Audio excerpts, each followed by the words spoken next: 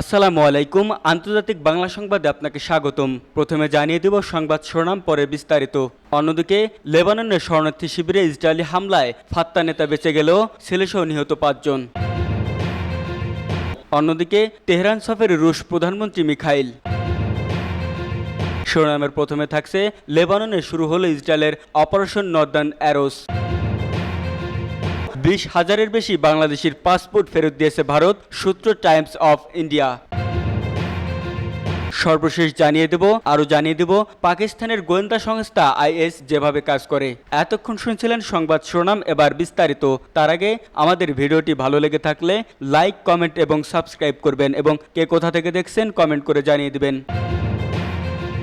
লেবাননে শুরু হলো ইসরায়েলের অপারেশন নর্দার্ন অ্যারোস। সকল সংখ্যাকে সত্য করে লেবাননে স্থল হামলা শুরু করেছে দখলদার ইসরায়েলি প্রতিরক্ষা বাহিনী আজ মঙ্গলবার ১ অক্টোবর স্থল হামলা চালানোর ঘোষণা দেয়। যদিও হামলাটি সীমিত এবং নির্ধারিত লক্ষ্যবস্তু লক্ষ্য করে চালানো হচ্ছে বলে দাবি করছে তারা। ইসরায়েলি প্রতিরক্ষা বাহিনী স্থল হামলার ব্যাপারে বলেছে, কয়েক ঘন্টা আগে হিজবুল্লাহর অবকাঠামো লক্ষ্য করে দক্ষিণ লেবাননের সীমান্তবর্তী কয়েকটি গ্রামে নির্দিষ্ট এবং সীমিত স্থল অভিযান শুরু করেছে সেনারা।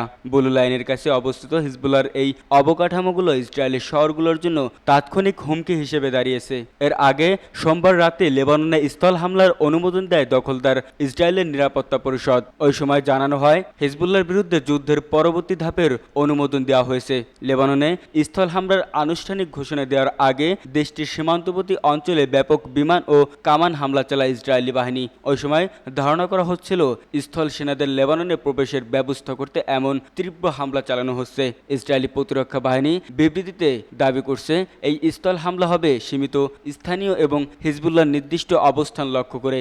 মার্কিন সংবাদ মাধ্যম এক্সিও জানিয়েছে, দখলদার ইসরায়েলের নিরাপত্তা পরিষদ লেবাননে সীমিত এবং স্বল্পমেয়াদী স্থল হামলার অনুমোদন দিয়েছে। এছাড়া ইসরায়েলি সেনাদের উত্তর লেবানন দখল করার কোনো পরিকল্পনা নেই বলে সংবাদ মাধ্যমটিতে দাবি করা হয়েছে। লেবাননে ইসরায়েলের নতুন স্থল অভিযানের নাম দেওয়া হয়েছে অপারেশন নর্দার্ন অ্যারোস। ইসরায়েলি বাহিনী জানিয়েছে, হামলাটি চালানো হচ্ছে স্থল, আকাশ এবং কামান বাহিনীর সমন্বয়ে। কাতার ভিত্তিক সংবাদ মাধ্যম আল জাজিরা জানিয়েছে, স্থল হামলার আগে ইসরায়েল সীমান্তবর্তী অঞ্চলে ব্যাপক কামান হামলা চালিয়েছে যেন হিজবুল্লাহর যোদ্ধারা তাদের অবস্থান থেকে সরে যান এবং তারা সেসব অবকাঠামো ধ্বংস করে দিতে পারে। তবে হিজবুল্লাহর যোদ্ধারা পাল্টা প্রতিরোধ গড়ে তোলেন, তাহলে ইসরায়েলের এই সীমিত স্থল অভিযান ধরে রাখা কষ্ট হবে। ইসরায়েল যদি লেবাননের শক্ত অবস্থান গড়তে চায় তাহলে তাদের আরও সামনে এগিয়ে যেতে হবে। পাকিস্তানের গোয়েন্দা সংস্থা আইএস যেভাবে কাজ করে। উপমহাদেশের সবচেয়ে পুরনো গুপ্তচর সংস্থা হিসেবে পরিচিত পাকিস্তানের আইএস তথা ইন্টার সার্ভিস ইন্টেলিজেন্স। বিশ্বের বিভিন্ন দেশ এ ধরনের গোয়েন্দা সংস্থাগুলো দেশের অভ্যন্তরে তাদের কার্যক্রম না চালালেও এক্ষেত্রে ব্যতিক্রম আইএস। শুধু তাই নয়, রাজনৈতিক নজরদারির অভিযোগও রয়েছে সামরিক এই গোয়েন্দা সংস্থার বিরুদ্ধে। চলুন জেনে নেওয়া যাক দুর্ধর্ষ এই গোয়েন্দা সংস্থার কার্যক্রম ও সাংগঠনিক কাঠামো নিয়ে। আইএসের মূল দায়িত্ব মূলত পাকিস্তানের সশস্ত্র বাহিনীর নিরাপত্তা নিশ্চিত করা। সংস্থাটিতে সামরিক কর্মকর্তাদের পাশাপাশি কাজ করে থাকেন প্রচুর বেসামরিক কর্মকর্তাও, যদিও তাদের উচ্চ পদে দেখা যায় না। আবার সামরিক কর্মকর্তাদের মধ্যে আধিপত্য বিস্তার করে থাকেন বেশিরভাগ সেনাবাহিনীর কর্মকর্তারা, যদিও এতে বিমান ও নৌবাহিনীর কর্মকর্তারাও কাজ করেন। আইএসের মহাপরিচালকই বিদেশি গুপ্তচর সংস্থাসমূহ এবং ইসলামাবাদের দূতাবাসগুলোতে নিযুক্ত সামরিক অ্যাটাশেনদের সঙ্গে যোগাযোগের মূল মাধ্যম হিসেবে কাজ করেন। একইভাবে তিনি পদ্মার আড়ালে থেকেই প্রধানমন্ত্রীর গোয়েন্দা বিষয়ক প্রধান উপদেষ্টা হিসেবেও কাজ করেন।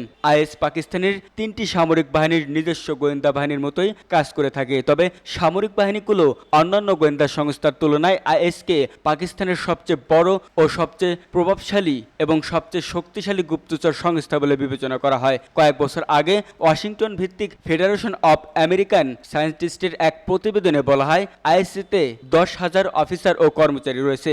আইএসসিতে 6 থেকে 8টি বিভাগ রয়েছে। আইএসের গুরুত্বপূর্ণ বিভাগ জয়েন্ট কাউন্টার ইন্টেলিজেন্স ব্যুরো বা জেসিআইবি। সংস্থাটির উপমহাপরিচালক বিদেশের মাটিতে জেসিআইবির কার্যক্রম নিয়ন্ত্রণ করেন। ওই বিভাগটির দায়িত্বের মধ্যে রয়েছে বিদেশি কর্মরত পাকিস্তানি কূটনীতিকদের উপর নজরদারি করা। একই সঙ্গে মধ্যপ্রাচ্য, দক্ষিণ এশিয়া, চীন, আফগানিস্তান এবং সাবেক সোভিয়েত ইউনিয়ন থেকে বিচ্ছিন্ন হওয়া দেশগুলোতে গুপ্তচর ভিত্তি চালানো। জেসিআইবি র্যাবের 4টি অধিদপ্তর রয়েছে। একটি বিভাগ বিদেশি কূটনৈতিক ও বিদেশিদের উপরে ব্যক্তিগতভাবে নজরদারি করা হয়, আর একটি বিভাগ অন্য দেশের রাজনীতি সম্পর্কিত গোয়েন্দার তথ্য সংগ্রহ করে। তৃতীয় বিভাগ এশিয়া, ইউরোপ ও মধ্যপ্রাচ্যে গোয়েন্দার তথ্য সংগ্রহ করে। চতুর্থ বিভাগটি প্রধানমন্ত্রীর গোয়েন্দা বিষয়ক সহকারী হিসেবে কাজ করেন। এই বিভাগটি আইএস কর্মকর্তাদের উপরে নজরদারি ও রাজনৈতিক কর্মকাণ্ডের তথ্য সংগ্রহ করে। পাকিস্তানের সব বড় শহর অঞ্চলে এই বিভাগের কার্যালয় আছে। এটি স্পর্শকাতর রাজনৈতিক বিষয়গুলোর উপরে নজর রাখে। এটি ইউরোপের বিভিন্ন দেশ, আমেরিকা, এশিয়া ও মধ্যপ্রাচ্যের কাজ করে এবং এজেন্টদের মাধ্যমে আইএস সদর দপ্তরের সঙ্গে সরাসরি যোগাযোগ রাখে। 20,000-এর বেশি বাংলাদেশের পাসপোর্ট ফেরত দিয়েছে ভারত, সূত্র টাইমস অফ ইন্ডিয়া। 20,000-এর বেশি বাংলাদেশি নাগরিকের পাসপোর্ট ফেরত দিয়েছে ভারত। ব্যাপক বিক্ষোভ ও হুমকির পরিপ্রেক্ষিতে ঢাকায় অবস্থিত ভারতীয় হাইকমিশন এই পদক্ষেপ নিয়েছে বলে খবর দিয়েছে টাইমস অফ ইন্ডিয়া। খবরে বলা হয়, বাংলাদেশি নাগরিকদের জন্য ভিসা পরিষেবাগুলো অনির্দিষ্টকালের জন্য স্থগিত করার ফলে এই পরিস্থিতির সৃষ্টি হয়েছে, যাতে অনেক আবেদনকারী অচল অবস্থার মধ্যে পড়ে গেছেন। বেশ কয়েকটি সূত্রের বরাতে গণমাধ্যমটি জানিয়েছে, বর্তমানে শুধুমাত্র সীমিত সংখ্যক জরুরি ভিসার আবেদনগুলো পরীক্ষা করা হচ্ছে। অবশ্য এর মধ্যে কিছু ব্যতিক্রম ভিসা আবেদনও অন্তর্ভুক্ত রয়েছে, যেমন মেডিকেল ইমার্জেন্সি, স্টুডেন্ট ভিসা এবং তৃতীয় দেশে ভ্রমণের জন্য প্রয়োজনীয় ডবল এন্ট্রি ভিসা। আগের এক রিপোর্টে বলা হয়েছে, বাংলাদেশের সাম্প্রতিক বিক্ষোভে শেখ হাসিনা সরকারের পতনের পর ভিসা পরিষেবা স্থগিত করা হয়েছিল, যা দুই দেশের মধ্যে উত্তেজনা বাড়িয়ে তোলে। বাংলাদেশে ভারতীয় ভিসা আবেদন কেন্দ্রগুলোকে অনেকাংশে বন্ধ করে দেওয়া হয়েছে। এ কারণে হতাশাগ্রস্ত আবেদনকারীদের অনেকেই হাইকমিশনকে ব্যাপকভাবে ইমেল করছে। এমনকি ইমেলে ভাঙচুরের হুমকিও রয়েছে বলে উল্লেখ করেছে ভারতীয় গণমাধ্যমটি। প্রতিবেদনে বলা হয়েছে, ভারতে দর্শনার্থীদের ভ্রমণে একটি উল্লেখযোগ্য আবেদনকারী হচ্ছে বাংলাদেশ। শুধুমাত্র 2023 সালে বাংলাদেশি নাগরিকদের প্রায় 16 লাখ ভিসা ইস্যু করা হয়েছিল, যার মধ্যে প্রায় 4.5 লাখ ভিসা চিকিৎসার উদ্দেশ্যে ইস্যু করা হয়েছিল। তবে 5 আগস্ট থেকে ভিসা প্রদান কঠোরভাবে সীমাবদ্ধ করেছে ভারত। প্রতিবেদন অনুসারে, যেহেতু বাংলাদেশে কূটনৈতিক মিশনের অভাব রয়েছে, তাই বাংলাদেশিরা প্রায় অন্যান্য দেশের ভিসা পেতে ভারতের উপর নির্ভর করে, বিশেষ করে ইউরোপীয় দেশগুলোর ক্ষেত্রে। এখন দুর্গাপূজা ঘনিয়ে আসার সাথে সাথে উদ্বেগ আরও বাড়ছে, কারণ ভিসা আবেদনের উল্লেখযোগ্য বৃদ্ধি লক্ষ্য করা যাচ্ছে। বিশেষ করে যারা উৎসবে যোগ দিতে পশ্চিমবঙ্গ ভ্রমণ করতে ইচ্ছুক, তারা বেশ বিপাকে পড়েছেন। উভয় দেশের মধ্যে ক্রমবর্ধমান উত্তেজনার কারণে হাইকমিশন সতর্কতা অবলম্বন করে বলে জানিয়েছেন সূত্র টাইমস অফ ইন্ডিয়া। লেবাননের শরণার্থী শিবিরে ইসরায়েলি হামলায় ফাত্তা নেতা বেঁচে গেলেও ছেলেসহ নিহত 5 জন। লেবাননের দক্ষিণাঞ্চলের নগর সাইডনে একটি শরণার্থী ক্যাম্পে ইসরায়েলের হামলায় ফাত্তা নেতা মনির আল মাগদাহর ছেলেসহ 5 জন নিহত হয়েছেন, তবে বেঁচে গেছেন আল মাগদা। ওই হামলায় বেশ কয়েকজন আহত হয়েছেন। ফিলিস্তিনি একটি সূত্র বলছে, গতকাল সোমবার গভীর রাতে সাইডেনের আইন আল হিলোয়ে শরণার্থী ক্যাম্প লক্ষ্য করে হামলা চালায় ইসরায়েল। ওই শিবিরে আল মাগদা আশ্রয় লক্ষ্য করে ইসরায়েল হামলা চালায়। আল মাগদা লেবাননে আল আকসা মার্টিরস ব্রিগেডের একজন ব্রিগেডিয়ার জেনারেল। এটি ফাত্তাহর মিত্র ফিলিস্তিন সশস্ত্র গোষ্ঠীর জোট। লেবাননে ফিলিস্তিনিদের বড় শরণার্থী শিবিরগুলোর মধ্যে একটি হলো আইন আল হিলোয়ে শরণার্থী ক্যাম্প। গত বছর অক্টোবরে লেবাননের সশস্ত্র গোষ্ঠী হিজবুল্লাহ এবং ইসরায়েলের মধ্যে সংঘাত শুরু হওয়ার পর এই প্রথম এই শরণার্থী ক্যাম্পটিতে হামলা চালায় ইসরায়েল। এই শিবিরে প্রচুর শরণার্থী রয়েছেন। ইসরায়েলের সেনাবাহিনী এক বিবৃতিতে আজ মঙ্গলবার জানিয়েছে, লেবাননের দক্ষিণাঞ্চলের গ্রামগুলোতে সুনির্দিষ্ট লক্ষ্যবস্তুতে তারা স্থল অভিযান শুরু করেছে। বিবৃতিতে বলা হয়েছে, দক্ষিণ লেবাননের সীমান্ত সংলগ্ন গ্রামগুলো হিজবুল্লাহ লক্ষ্যবস্তুতে কয়েক ঘন্টা আগে বিমান হামলা চালানো হয়েছে। একই সঙ্গে সেখানে স্থল বাহিনী প্রবেশ করেছে।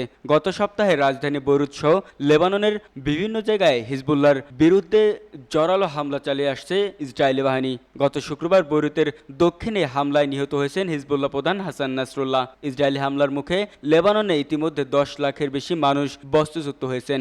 ইসরায়েলে স্থল হামলা মোকাবেলায় নিজেদের প্রস্তুতির কথা জানিয়েছে হিজবুল্লাহ। তেহরান সফরে রুশ প্রধানমন্ত্রী মিখাইল তেহরানে পৌঁছেছেন রাশিয়ার প্রধানমন্ত্রী মিখাইল মিশুস্তিন। সোমবার 30 সেপ্টেম্বর ইরানের নেতাদের সঙ্গে আলোচনা করতে তিনি ইরানে পৌঁছান।